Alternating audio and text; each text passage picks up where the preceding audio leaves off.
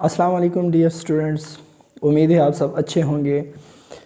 आज एक नई वीडियो के साथ एक नया टॉपिक क्लासिफिकेशन ऑफ कार्बोहाइड्रेट्स दिया हुआ है हमारे पास। क्लासिफिकेशन ऑफ कार्बोहाइड्रेट्स में अगर आप देखें तो हमारे पास कार्बोहाइड्रेट्स की 3 मेजर क्लासेस हैं on the basis of hydrolysis. Hydrolysis mean कि ये जब वाटर के अंदर डिज़ोल्व हो जाते हैं तो हमें कितने मोनोसेकेराइड्स प्रोवाइड करके देते हैं। तो on the basis of hydrolysis हमारे पास इसकी 3 मेजर क्लासेस हैं, 3 मेजर क्लासिफिकेशन है, जिसमें सबसे पहले हमारे पास है मोनोसेकेराइड, उसके बाद है हमारे पास ओलिगोसेकेराइड और उसके बाद है हमारे पास पॉलीसेकेराइड। तो आज जो हम डिस्कस करने वाले हैं वो है हमारे पास मोनोसेकेराइड्स। मोनोसेकेराइड्स में 2 वर्ड्स दिए हुए हैं, जिसमें एक है हमारे पास मोनो, जिसके मतलब होते हैं 1, या हम इसको कह सकते हैं सिंपल शुगर मॉलिक्यूल। यहाँ पे हमारे पास दिया हुआ है एक वर्ड सेकेराइड, जो कि ग्रीक वर्ड के सेक्रम से निकला हुआ है, और सेक्रम कहते हैं शुगर मॉलिक्यूल को। यानी कि मोनोसेकेराइड वो चीज़ होती है जिसमें एक शुगर का मॉलिक्यूल सिर्फ हमारे पास दिया हुआ हो। अब इसके कुछ हमारे पास फिजिकल प्रॉपर्टीज़ दी हुई हैं। फिजिकल प्रॉपर्टी में हमारे पास इसमें सबसे पहला जो हो फिजिकल प्रॉपर्टी में आ रही है बात, वो है कि ये सिंपलेस्ट कार्बोहाइड्रेट्स होते हैं। ये ऐसे कार्बोहाइड्रेट्स हैं जो कि मज़ीद डिज़ोल्व या मज़ीद डिकम्पोज नहीं हो सकते। नेक्स्ट हमारे पास इसके अंदर प्रॉपर्टी दी हुई है कि ये स्वीट इन टेस्ट होते हैं, यानी कि मीठे होते हैं। और थर्ड हमारे पास इसकी प्रॉपर्टी दी हुई है कि ये सॉल्युबल इन वाटर होते हैं, वाटर के अंदर डिज़ोल्व हो सकते हैं। और उसके बाद नेक्स्ट दिया हुआ है कि can not be hydrolysed. Water के अंदर डिज़ोल्व होने के बाद ये हमें कोई मोनोसेकेराइड प्रोवाइड करके नहीं दे रहे होते। उसके बाद हमारे पास इसकी कुछ एग्जांपल्स दी हुई हैं, जिसमें सबसे पहले हमारे पास ग्लूकोज कॉमन एग्जांपल है हमारे पास। उसके बाद सेकंड एग्जांपल हमारे पास आ जाती है फ्रक्टोज, और थर्ड एग्जांपल हमारे पास आ जाती है ग्लैक्टोज।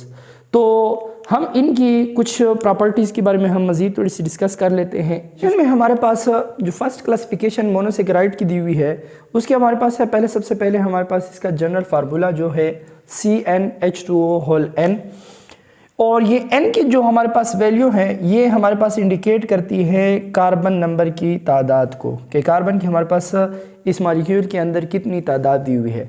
और ये हमारे पास ग्रेटर देन 3 होगी, यानी कि 3 से लेकर ये 7 के बीच में हो सकती है। अगर कार्बन की तादाद हमारे पास 3 हुई तो हम उस मॉलिक्यूल का क्या नाम रखेंगे? ट्रायोज रखेंगे, जिसके हमारे पास एग्जाम्पल हो सकती हैं ग्लिसरॉल्डिहाइड,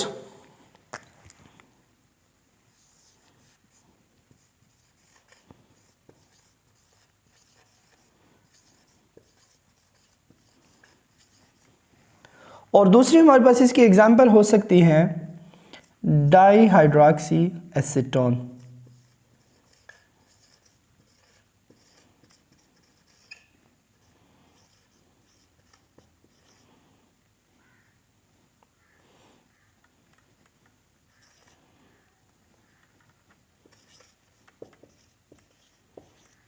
डाईहाइड्रोक्सी एसीटोन। तो ये 2 एग्जाम्पल हमारे पास ट्रायोज की दी हुई है, जिसमें 3 कार्बन्स होंगे। अब दोनों में फ़र्क क्या है वो भी थोड़ा सा हम देख लेते हैं। इन दोनों का मॉलिक्यूलर फार्मूला जो है वो सेम आ रहा है।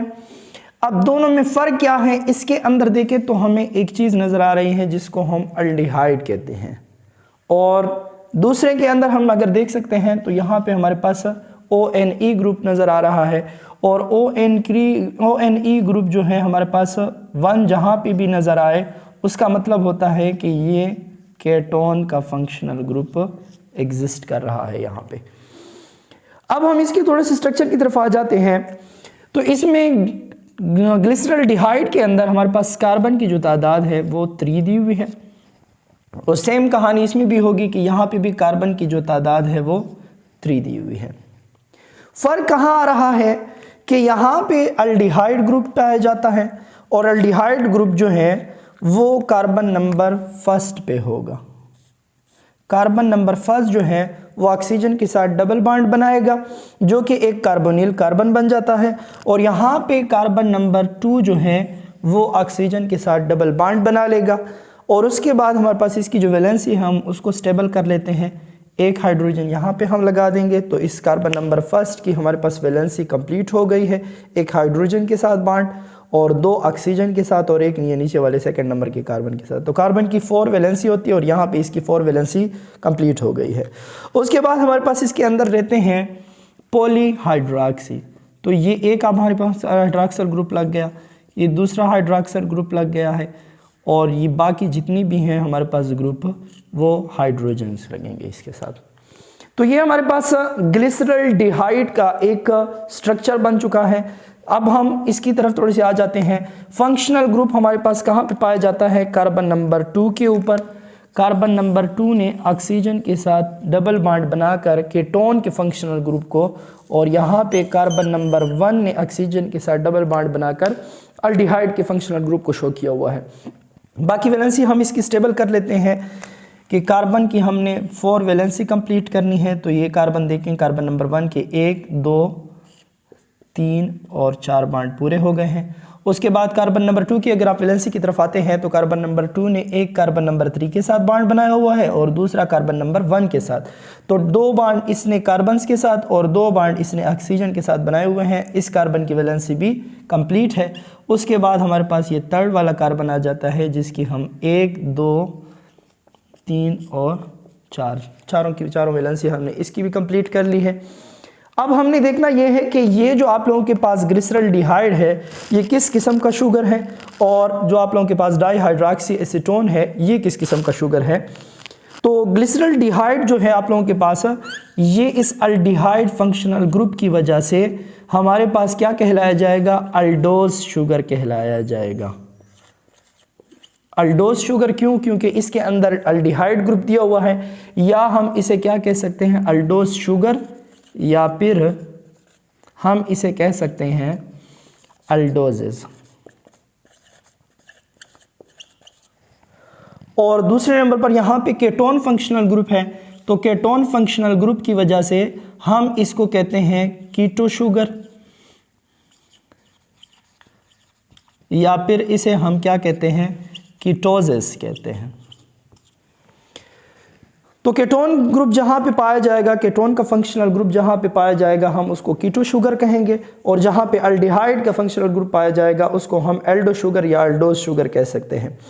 और ये दोनों क्या हैं? मॉलिक्यूलर फार्मूला इन दोनों का हमारे पास सेम आ रहा है, और फार्मूला जो है हमारे पास इन दोनों का है मॉलिक्यूलर, वो है C3H6O3। और ये दोनों एक दूसरे के मॉलिक्यूलर फार्मूला सेम होने की वजह से और स्ट्रक्चर फार्मूला में डिफरेंस होने की वजह से, देखें एक में हमारे पास अल्डिहाइड का फंक्शनल ग्रुप और दूसरे में केटोन का फंक्शनल ग्रुप आ रहा है, तो दोनों जो हैं वो स्ट्रक्चर के बेस पे एक दूसरे से क्या है? डिफरेंस है, लेकिन इनका मॉलिक्यूलर फार्मूला जो है वो दोनों का सेम है। इसलिए इसमें ये प्रॉपर्टी होने की वजह से ये एक दूसरे के क्या कहलाए जाएंगे? आइसोमर कहलाए जाएंगे। ये एक दूसरे के क्या होंगे? आइसोमर होंगे। और ये दोनों कंपाउंड यूज होते हैं, used in intermediate compound,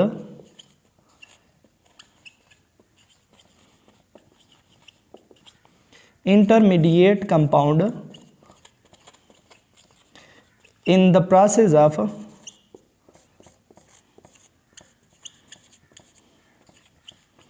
photosynthesis and respiration।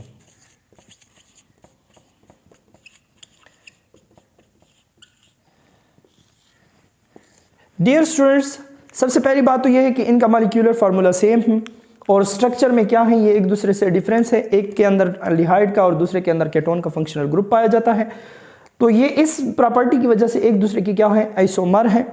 Isomer के बाद ये दोनों कंपाउंड यानी कि ग्लिसरल्डिहाइड और डाईहाइड्रॉक्सी एसीटोन जो है हम उसको यूज़ करते हैं किस चीज़ के तौर पे, या किस जगह पे हम इसकी यूज़ कर सकते हैं या पढ़ सकते हैं कि ये इस्तेमाल होते हैं इंटरमीडिएट कंपाउंड के तौर पर। कब इस्तेमाल होते हैं? In the process of photosynthesis. और दूसरे नंबर पर है हमारे पास कि ये रेस्पिरेशन के अमल के दौरान भी इस्तेमाल हो सकते हैं। तो ये हमारे पास थे ट्रायोजेस। अब हम इसके बाद वाली पेंटोज शुगर को थोड़ा सा डिस्कस कर लेते हैं।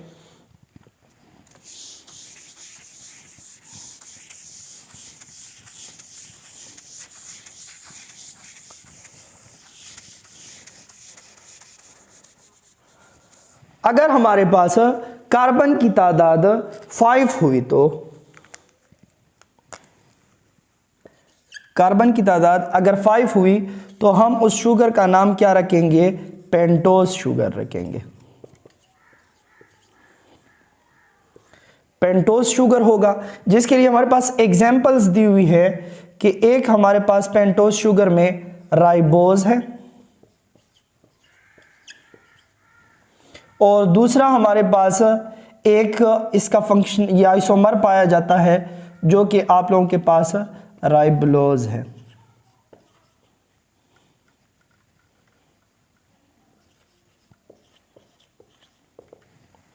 तो ये दो आप लोगों के पास ऐसे मॉलिक्यूल है, ऐसे शुगर मॉलिक्यूल हैं जिनके अंदर 5 कार्बन पाए जाते होंगे। राइबोज जो आप लोगों के पास शुगर है, ये आप लोगों के पास क्या कहलाया जाता है? एल्डोज शुगर कहलाया जाता है, या एल्डो शुगर हम इसको कह सकते हैं। और राइबोलोज जो है ये हमारे पास क्या है? कीटो शुगर है।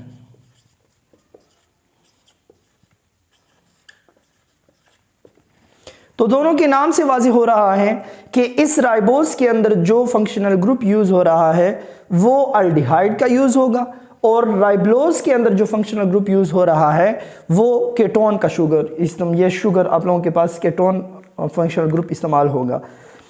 कार्बन की तादाद जो इसमें दी हुई है वो 5 है, 1 2 3 4 एंड 5। और अगर अल्डिहाइड की हम बात करते हैं तो अल्डिहाइड का फंक्शनल ग्रुप कहाँ पे यूज होगा या कौन से कार्बन पे हम लगाएंगे? कार्बन नंबर 1 पे लगाएंगे। तो कार्बन नंबर 1 पे जब भी आप लोगों के पास ऑक्सीजन के साथ डबल बॉन्ड बना हुआ होगा, उसका मतलब होगा कि ये आप लोगों के पास एक ऐसा शुगर है जो कि अल्डिहाइड फंक्शनल ग्रुप कंटेन करता है। ये आप लोगों के पास अल्डिहाइड का फंक्शनल ग्रुप होगा। और सेम स्ट्रक्चर हम किसके लिए ड्रा कर लेते हैं? ये कीटो शुगर जो कि राइबोलोज को रिप्रेजेंट करेगा। 1 2 3 4 5। अब हम कार्बन नंबर 1 पे इसका ऑक्सीजन के साथ डबल बॉन्ड नहीं बनवा सकते, क्योंकि अगर कार्बन 1 के साथ हम बनवाते हैं तो वो अल्डिहाइड फंक्शनल ग्रुप होगा। तो कार्बन नंबर 2 के साथ हम इसको रिप्रेजेंट कर रहे हैं। अब दोनों में डिफरेंस का पता हमें चल चुका है। एक के अंदर आप लोगों के पास कौन सी चीज़ मौजूद है? कीटोन फंक्शनल ग्रुप, और दूसरे के अंदर जो फंक्शनल ग्रुप यूज़ हुआ है वो है अल्डिहाइड का। अब हम सिंपली इसकी क्या कर लेते हैं? वैलेंसी को स्टेबल कर लेते हैं। ये कार्बन आप लोगों के पास डबल बॉन्ड ऑक्सीजन के साथ है, उसके बाद कार्बन नंबर 2 के साथ इसका एक बॉन्ड बना हुआ है, और ऊपर वाले एक हाइड्रोजन के साथ इसका एक बॉन्ड बन चुका है, जिसकी वजह से इसकी जो वैलेंसी है वो फुली कंप्लीट हो चुकी है। उसके बाद हम इसके अंदर हाइड्रोक्सिल ग्रुप लगा लेते हैं।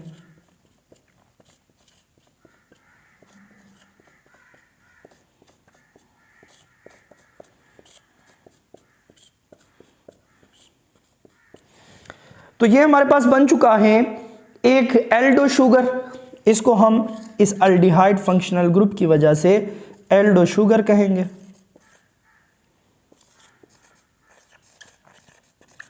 या इसी अल्डिहाइड ग्रुप की वजह से हम इसको एल्डोजेस भी कह सकते हैं।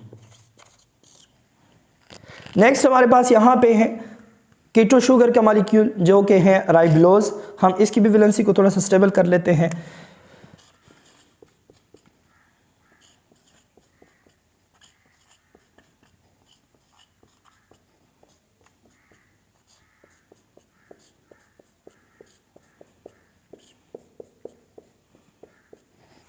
तो वैलेंसी हमारे पास इस मॉलिक्यूल की भी स्टेबल हो गई है, इस शुगर के मॉलिक्यूल की। अब हम इसको अगर देखें तो केटोन मॉलिक्यूल या केटोन का फंक्शनल ग्रुप पाए जाने की वजह से हम इसको कीटो शुगर कहते हैं,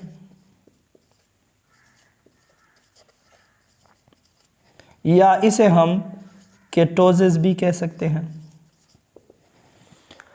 अब दोनों का मॉलिक्यूलर फार्मूला अगर हम देखें तो यहाँ पे भी कार्बन 5 हमारे पास दिए हुए हैं, 1 2 3 4 5, और यहाँ पे भी हमारे पास कार्बन 5 ही दिए हुए हैं, 1 2 3 4 5।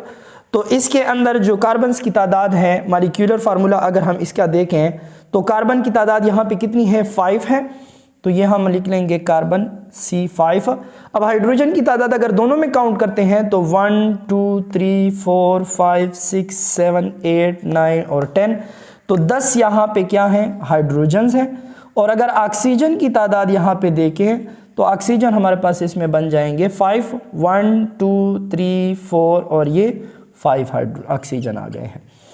अब हम इसके अगर हम मॉलिक्यूल्स की एलिमेंट्स की तादाद को काउंट करते हैं तो कार्बन हमारे पास है 1 2 3 4 5 कार्बन, इसमें भी 5 आ गए हैं। हाइड्रोजन की तादाद देखें तो 1 2 3 4 5 6 7 8 9 और ये 10 हमारे पास इसके अंदर हाइड्रोजन आ गए हैं।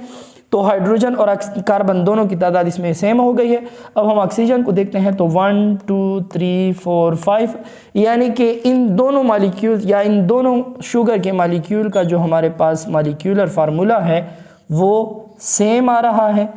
और सेम आने की वजह से ये क्या होंगे, देखें स्ट्रक्चर में फ़र्क है। यहाँ पे एल्डो शुगर है इस मॉलिक्यूल का नाम और इस मॉलिक्यूल का नाम है कीटो शुगर। स्ट्रक्चर में फ़र्क इसका आ रहा है कि कार्बन नंबर 1 पे इसका ऑक्सीजन जुड़ा हुआ है और इसका कार्बन नंबर 2 पे ऑक्सीजन जुड़ा हुआ है। तो दोनों के स्ट्रक्चर के अंदर फ़र्क है। और ऐसे मॉलिक्यूल जिनका स्ट्रक्चरल फार्मूला डिफरेंस हो और मॉलिक्यूलर फार्मूला सेम हो वो एक दूसरे के क्या कहलाए जाते हैं, वो एक दूसरे के आइसोमर कहलाए जाते हैं।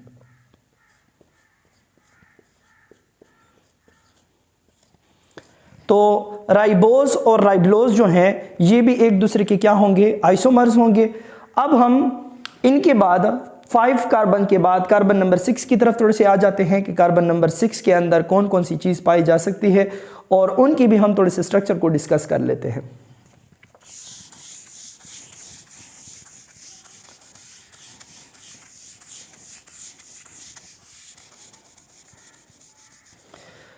कार्बन नंबर 6 में हमारे पास या n की वैल्यू जब आप लोगों के पास कार्बन की 6 हो तो ऐसे मॉलिक्यूल्स को हम क्या कहते हैं, ऐसे मॉलिक्यूल को हम हेक्सोजेस कहते हैं। और हेक्सोजेस हमारे पास बहुत सारे दिए हुए हैं, लेकिन यहाँ पे जो हमारे पास कॉमन हेक्सोजेस दिए हुए हैं उसमें एक है हमारे पास ग्लूकोज और दूसरा जो हमारे पास आ रहा है वो है फ्रक्टोज।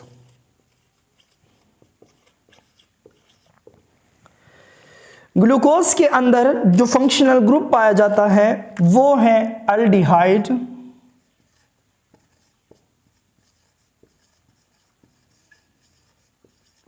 और फ्रक्टोज के अंदर जो फंक्शनल ग्रुप पाया जाता है वो है कीटोन। बाकी मॉलिक्यूलर फार्मूला में ये भी एक दूसरे की क्या है, सेम है, सिर्फ और सिर्फ स्ट्रक्चर का फर्क आ रहा है। और मॉलिक्यूलर फार्मूला इनका है C6H12O6। शुगर मॉलिक्यूल हैं, 6 कार्बन इनके अंदर पाए जाते हैं और 6 कार्बन्स की वजह से हम इनको हेक्सोस कहते हैं, जिसमें हमारे पास 2 सिंपल शुगर आ गए हैं। एक है हमारे पास ग्लूकोज और दूसरा है हमारे पास फ्रक्टोज। ग्लूकोज के अंदर जो फंक्शनल ग्रुप है वो अल्डिहाइड है और फ्रक्टोज के अंदर जो फंक्शनल ग्रुप है वो है कीटोन आप लोगों के पास, इसलिए हम इसको केटोजेस भी कह सकते हैं या इसके अंदर जो फंक्शनल ग्रुप पाया जाता है वो है कीटोन का। अब हम थोड़ी सी इनके स्ट्रक्चर की तरफ आ जाते हैं। 6 कार्बन हैं तो सबसे पहले हम ड्रा करेंगे 6 कार्बन्स को,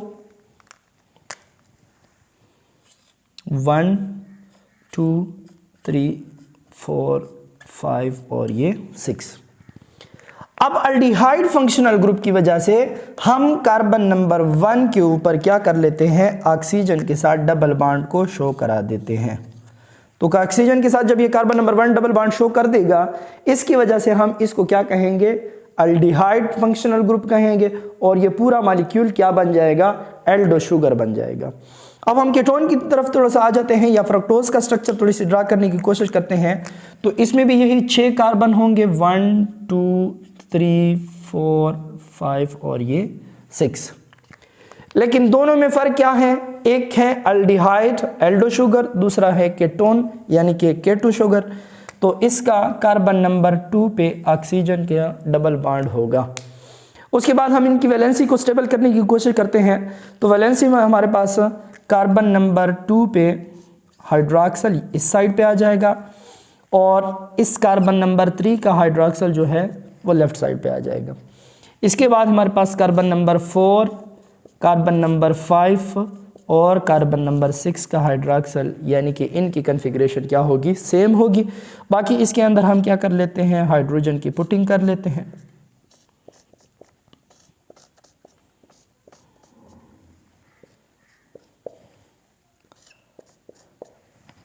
तो कार्बन नंबर 1 पे अगर आप लोग देखें तो एक हाइड्रोजन के साथ बॉन्ड बना हुआ है, 2 ऑक्सीजन और एक कार्बन नंबर 2 के साथ। इसकी वैलेंसी क्या हो गई है यहाँ पे, स्टेबल। और बाकियों की वैलेंसी आप लोग देख सकते हैं कि सारी की सारी वैलेंसीज क्या हो चुकी हैं, स्टेबल हो चुकी हैं। अब यहाँ पे अगर आप लोग फ्रक्टोज की वैलेंसी को स्टेबल करना चाहें तो कार्बन नंबर 1 पे हाइड्रॉक्सल, हाइड्रोजन और एक और हाइड्रोजन, जिसकी वजह से कार्बन नंबर 1 की क्या हो गई है, वैलेंसी स्टेबल हो गई है। कार्बन नंबर 2 ऑलरेडी स्टेबल है क्योंकि कार्बन नंबर 2 ने कार्बन 1 के साथ भी बॉन्ड बनाया हुआ है और कार्बन नंबर 3 के साथ भी बॉन्ड बनाया हुआ है। तो 2 बॉन्ड ये हो गए इसके और 2 बॉन्ड इसके ऑक्सीजन के साथ बने हुए हैं, तो इसकी वैलेंसी क्या है, स्टेबल है। उसके बाद कार्बन नंबर 3 की कन्फिग्रेशन वैसे ही होगी जो कि आप लोगों के पास ग्लूकोज में दी हुई है। देखें कार्बन नंबर 3 पे हाइड्रोजन राइट पे और हाइड्रॉक्सल आप लोगों के पास क्या होगा, लेफ्ट साइड पे।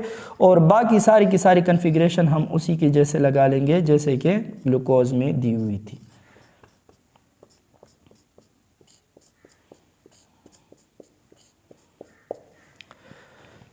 तो देखें इसकी वैलेंसी भी क्या हो चुकी है, हमारे पास स्टेबल हो गई है। अब हम इनके अंदर थोड़ा सा फंक्शनल ग्रुप को देख लेते हैं कि इसके अंदर जो फंक्शनल ग्रुप लगा हुआ है वो अल्डिहाइड का है, जिसकी वजह से इसको हम क्या कहेंगे, एल्डो शुगर कहेंगे, या इसे हम क्या कह सकते हैं, अल्डोजेस कह सकते हैं। और इसके अंदर पाए जाने वाला जो फंक्शनल ग्रुप है वो है कीटोन, जिसकी वजह से हम इसको कीटो शुगर कहेंगे, या इसे हम क्या कह सकते हैं, कीटोजेस कह सकते हैं। मॉलिक्यूलर फार्मूला जो कि हमने पहले से लिखा हुआ है यहाँ पे, दोनों के अंदर कार्बन की जो तादाद है वो है 6, दोनों के अंदर जो हाइड्रोजन की तादाद है वो है 12 और दोनों के अंदर जो ऑक्सीजन की तादाद है वो है 6। तो इस मॉलिक्यूलर फार्मूले के सेम होने की वजह से और स्ट्रक्चरल फार्मूले के डिफरेंस होने की वजह से ये एक दूसरे के क्या होंगे, आइसोमर होंगे, एक दूसरे के आइसोमर्स होंगे।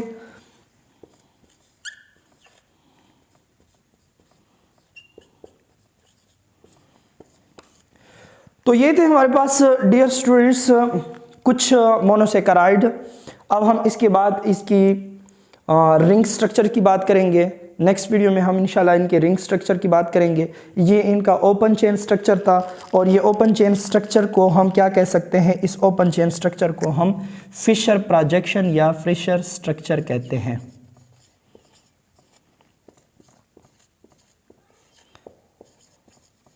फिशर प्रोजेक्शन या स्ट्रक्चर, इसे आप लोग कह सकते हैं फिशर। ये एक साइंटिस्ट ने इनका ये वाला स्ट्रक्चर बनाया था, तो इसकी वजह से इसका नाम भी क्या रखा गया है, ओपन चेन स्ट्रक्चर या ओपन स्ट्रक्चर भी कह सकते हैं। और इसको हम क्या कह सकते हैं, फिशर प्रोजेक्शन या फिशर स्ट्रक्चर भी कह सकते हैं। उसके बाद इस फिशर स्ट्रक्चर को रिंग की फॉर्म में कन्वर्ट करने के लिए जो साइंटिस्ट आया हुआ था उसका नाम था हावर्थ। तो फिर उस कंपाउंड या उन स्ट्रक्चर्स का क्या नाम होगा, रिंग स्ट्रक्चर, या हम उनको कहेंगे हावर्थ प्रोजेक्शन या फिर स्ट्रक्चर।